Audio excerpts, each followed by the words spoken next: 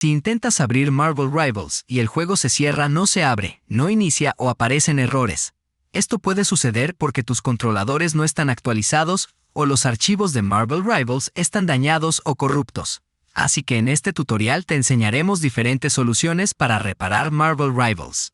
Primero haz clic derecho en Marvel Rivals y selecciona Propiedades. Abre los archivos instalados. Selecciona Verificar integridad de los archivos del juego. Espera a que se repare Marvel Rivals. Si usas la tienda de Epic Games, haz lo mismo.